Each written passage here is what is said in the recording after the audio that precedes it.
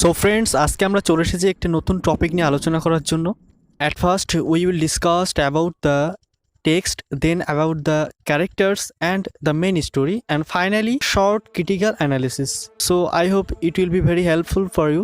সালমান রাশদি রচিত east West গ্রন্থের east সেকশনের 3টি বিখ্যাত গল্পের একটি দ্য ফ্রি রেডিও, যেটি পাবলিশড হয় 1994-এ। সেকশনের টাইটেল দেখিয়ে বোঝা যায় এই ছোট গল্পটির সেটিং কোথায়। And you know it obviously would be in oriental country, that is in India. গল্পের মূল চরিত্র 3টি: narrator, Ramani and thief's widow.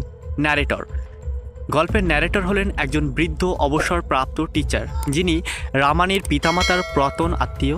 বর্তমানে তিনি রামানির অভিভাবক। এই গল্পে তিনি রামানির জীবনের গল্প বলবেন। নেক্সট, রামানি। রামানি, যিনি একজন প্রধান চরিত্র, ভালো দেখতে হ্যান্ডসাম যুবক, পেশায় একজন রিক্সা চালক, যেটা তিনি বাবার কাছ থেকে উত্তরাধিকারী সূত্রে পেয়েছেন। রামানি একজন বিধবাকে ভালোবাসেন, যার 5টি সন্তান ছিল এবং 2টি মৃত, এবং এই জন্যই তাকে সমাজে জীবন সংকোচ হয়ে চলতে হয়েছে। তার সম্পর্কে আরও জানব গল্পের মাধ্যমে। Next character is thieves widow. এই গল্পে তার কোনো নাম নেই, থিপস উইডো নামেই তিনি পরিচিত। রামানির থেকে বয়সে 10 বছরের বড়, তার 5টি সন্তান এবং 2টি মৃত। তিনিও রামানিকে ভালোবাসতেন এবং তিনিও চেয়েছিলেন রামানির সঙ্গে বিবাহ করে আবার পূর্বের ন্যায় সংসার শুরু করতে, এবং সেই জন্যই তিনি চেয়েছিলেন রামানিকে বিবাহ করতে। তো বন্ধুরা, যাই হোক, গল্পের দিকে যাওয়া যাক। গল্পটি শুরু হচ্ছে রামানি এবং থিপস উইডোর কীভাবে তারা নিজেদের মধ্যে সাক্ষাৎ করলেন সেই দৃশ্য দিয়ে। ন্যারেটর গল্প বলা শুরু করলেন। একদিন রামানি শহর দিয়ে ভ্যান চালিয়ে যাচ্ছেন। থিপস উইডো বানিয়ার শপে দাঁড়িয়েছিলেন। রামানি ভাবলেন ওই মহিলা একজন প্রস্টিটিউট। মহিলাটি সন্তানসহ ভ্যানে উঠলেন। ন্যারেটর ভাবলেন মহিলাটি রামানিকে নিজের বশে আনতে চাইছেন এবং সে নাকি থেকে বিয়ে করতে চায়।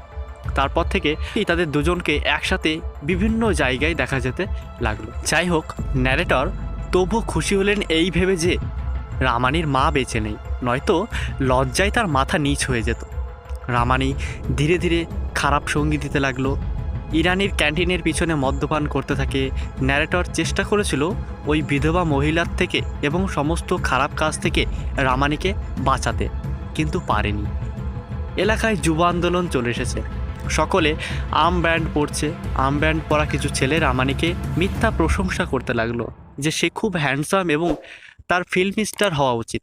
এইভাবে তারা রামানির কাছ থেকে টাকা নিত এবং মদ্যপান করত। বিধবা স্ত্রীটিও মানুষের মধ্যে রামানির ভূয়সী প্রশংসা করতে লাগলো। একথা ন্যারেটরের কানে পৌঁছালো। পরদিন যখন বিধবা স্ত্রীটি বানিয়ার শপে এলো, ন্যারেটর চেষ্টা করলো তাকে বুঝিয়ে শুনিয়ে রামানির জীবন থেকে সরাতে, কিন্তু তাকে আরও বিপরীত কথা শুনে ফিরতে হলো। তিনি জানতে পারলেন এই বিয়ের প্রস্তাব নাকি রামানি নিজেই বিধবা স্ত্রীকে দিয়েছেন এবং তাকে বিবাহ করতে চান। তারপর থেকে ন্যারেটর তাদের বিষয়ে নাক গালানো সম্পূর্ণ বন্ধ করে দিল। একদিন একটি হোয়াইট ক্যারাভান এলো রামানিদের এলাকাতে, যেটা আর্ম ব্যান্ড ইউথদের দ্বারা পরিচালিত। তারা এসেছিলেন দাতব্য চিকিৎসা প্রদানের জন্য। রামানি স্বপ্ন দেখতে শুরু করলো হয়তো তাদের সঙ্গে কাজ করলে সেন্ট্রাল গভর্নমেন্টের পক্ষ থেকে তাকেও একটি রেডিও দেওয়া হবে, এবং এইভাবে তিনি প্রতিদিন খুশি হতে লাগলেন, মন দিয়ে কাজ করতে থাকলেন তাদের সঙ্গে। ইতিমধ্যে রামানি এবং থিপস উইডো বিয়ে করলো।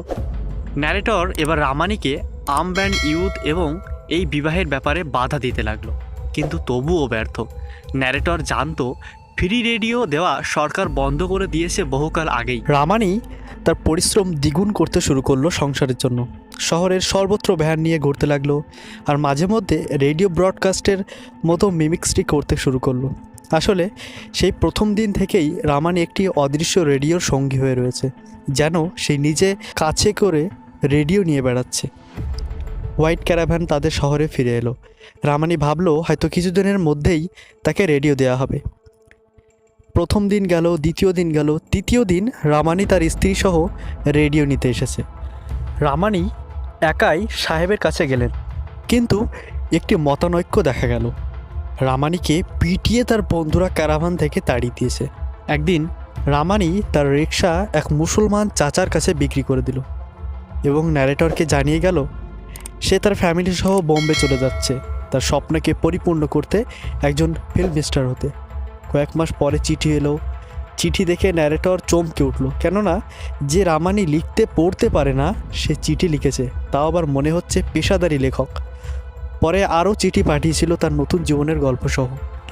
সো ফ্রেন্ডস, গল্পটির মূল থিম হলো রামানির জীবনের দুঃখ ও স্বপ্ন।